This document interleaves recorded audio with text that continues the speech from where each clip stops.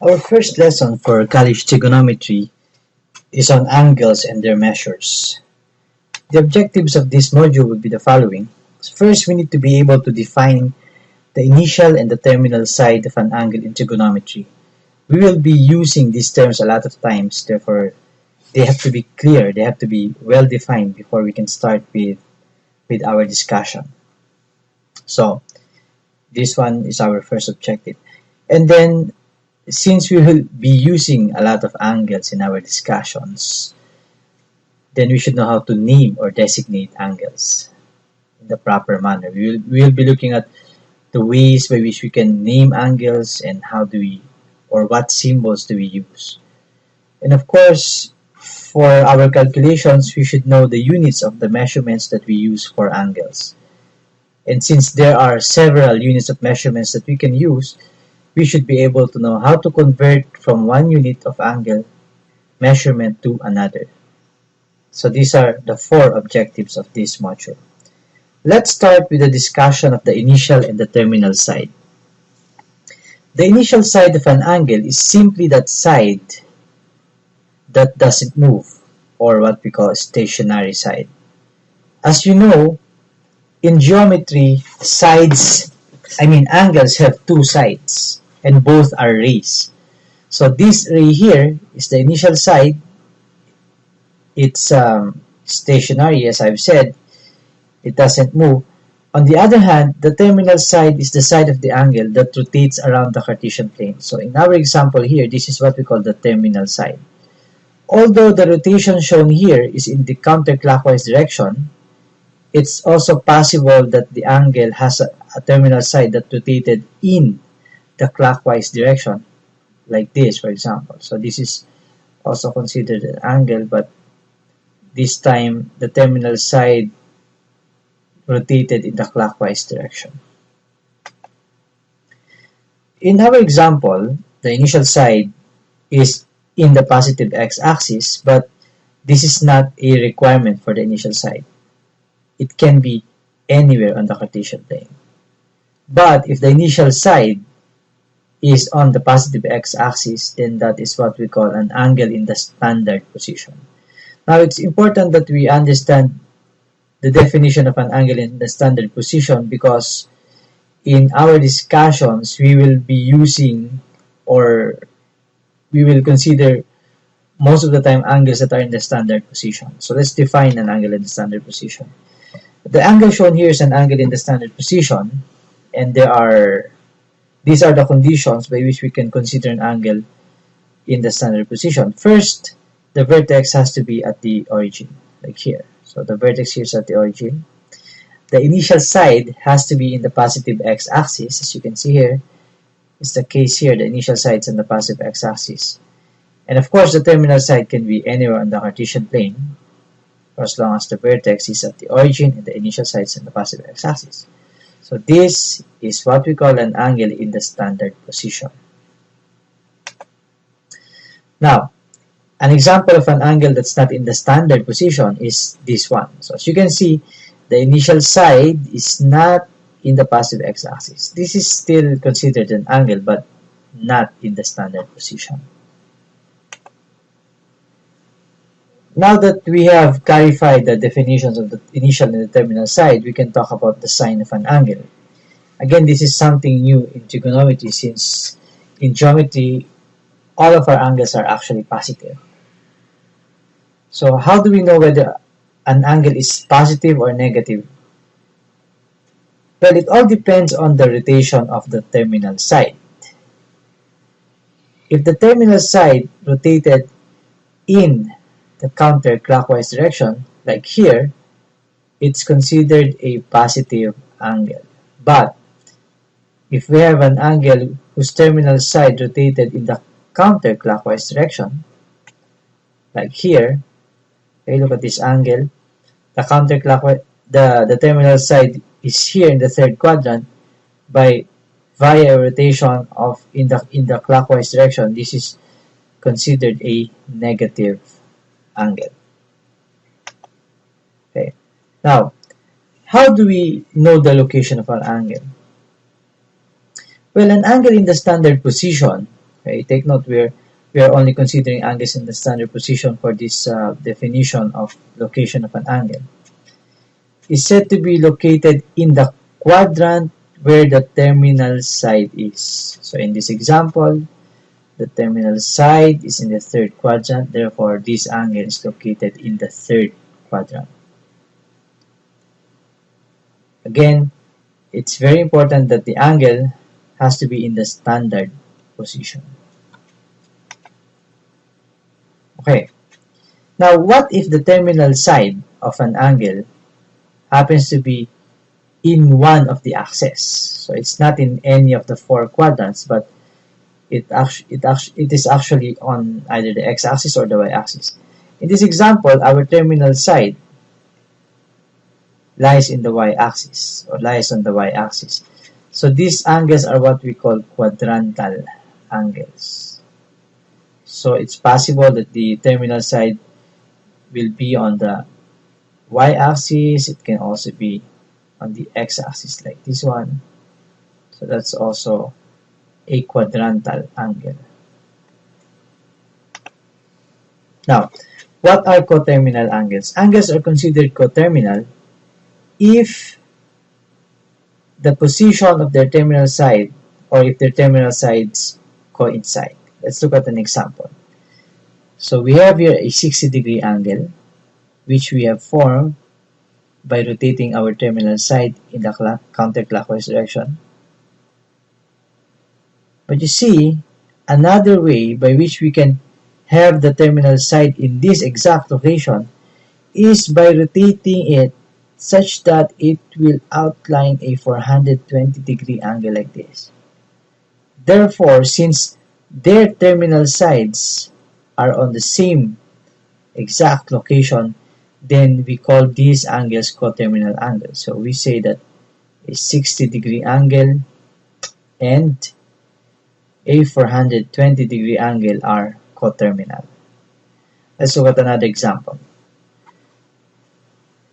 You see, coterminal angles, they don't need to have the same signs. For example, here we have a negative 45-degree angle which we form by rotating the terminal side in the clockwise direction. That's why it's negative. But then we can draw another angle having a terminal side in the same location as this one by rotating it in the counterclockwise direction like this, and then placing the terminal side here. It's a 315-degree angle. Therefore, we say that a negative 45-degree angle and a 315-degree angle are coterminal angles. Okay. Now that we know the definitions, the important definitions that we will be needing in the succeeding modules, let's look at how we name or designate angles. And the several symbols that we can use, the several designations that we can use are enumerated here. First, we can use 3 points on the angle.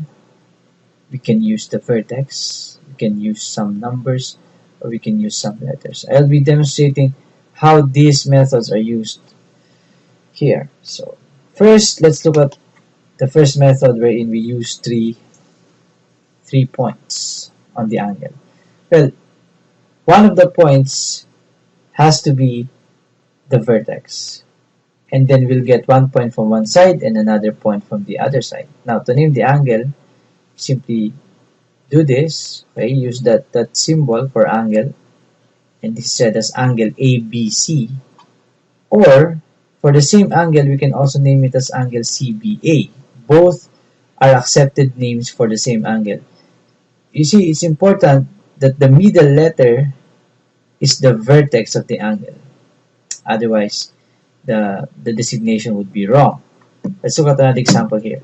So this is angle XYZ. Again, look, the middle letter here is Y, the vertex, or it can be ZYX. To name this angle as angle XZY would be wrong. Because again, the condition is this middle letter here, it has to be the vertex. So this one is wrong. Okay, another way by which we can name angles by simply using the name of the vertex. So for example here, instead of the name angle ABC, we can simply say it's angle B because of the vertex. Or here, you can simply say it's angle Y. Now, why is it that we can use this? We just have to be careful about this designation, because sometimes if we have several angles like this one, and the vertex here is, let's say it's B, now we cannot just name any of the angles that we see here as angle B, because that would be confusing, because actually there are three angles here, this one, and of course the bigger one. So to name any of the angles here, we have to use the first method, where we use three letters in the angle, just to avoid confusion. Okay, we can also, well, another way by which we can avoid confusion is by using this third type of designation, wherein we use numbers. So, example here, when we say angle 1, we know right away that it's referring to this angle here. Or when we say angle 2, we know that it's referring to this angle here. And finally, we can use some letters or some symbols. Usually in trigonometry, we use Greek letters. Like for example, this one is the Greek letter theta. This one is what we call the Greek letter theta. And we have another one here, the angle beta. Or we can simply use lowercase letters, like here. This is angle A and this is angle B. So these are our options. Now, how do we measure angles? So we know now how to name angles, but how do we measure them? There are three ways by which you can measure angles. Actually, there are more, but these are the commonly used measurements, and these are what we're going to use here in our discussions in trigonometry. So first, we can name, or we can measure an angle by the number of revolutions that it made around the Cartesian plane, or we can also use the degree measure. I'm sure a lot of you are familiar with this, but we'll talk about this later on. And the most commonly used unit of measurement in trigonometry is actually the radians. Okay, so let's talk about the measurements of angles. First, let's talk about revolutions. Okay, a revolution is simply the measure of the number of times that the terminal side rotated around the Cartesian plane. And well, if we understand that, then it will be very simple to understand this equation here, that the number of revolutions of an angle is equal to S over 2 pi r. Now, you know that 2 pi r is the circumference of the circle, the formula for the circumference of a circle. S here is the measure of the intercepted arc. If you look at this example, so this is our angle, but this is the intercepted arc in the circle. Take note, r is the radius of the circle, so r is the radius of the circle. So S here is the length of this arc. Now, why are we dividing it by 2 pi r to know the number of revolutions? Because 2 pi r is the circumference of the circle. So this portion here, or this arc here, is merely a portion of the entire circle. That's why we will divide that by the circumference of the circle. So this is what we use to know the number of revolutions. Then we have degrees. Okay, a measure for degree is 1 of 360 parts. So the degrees is made by, a degree is made by dividing a circle into 360 degree parts. And one part is what we call a degree. So how do we get the number of degrees of an angle if we know the number of revolutions? So all we have to do is to multiply the number of revolutions by 360. We will look at examples later on. For example, here, so let's say we have half a revolution. Okay? You know that to be, well, half a revolution should look like this. So this one is going to be replaced by 1/2. Well, half of 360 is 180 degrees. So this is a 180 degree angle. Now for the last unit of measurement, this is what we call the radian. And we will be using this a lot in our discussion, so it has to be clear. Well, just so we have an idea how big a radian is, in the entire circle is actually 360 degrees, and that is equivalent to 2 pi radians. So if we want to convert to radians, and we know the number of revolutions, all we have to do is to multiply the number of revolutions by 2 pi. Or, if what we know is the measure of the angle in degrees, then we simply multiply that by 2 pi over 360, because as we know, 2 pi radians are equivalent to 360 degrees. We can actually simplify this because both 2 and 360 are divisible by 2, so we have this one. We multiply by pi over 180. Example, let's look at some examples. So for example, we have a 30-degree angle. How do we convert that to radians? And all we have to do is to multiply the number of degrees by pi over 180.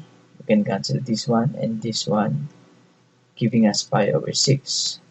So 30 degrees is equivalent to pi over 6 radians. Another example.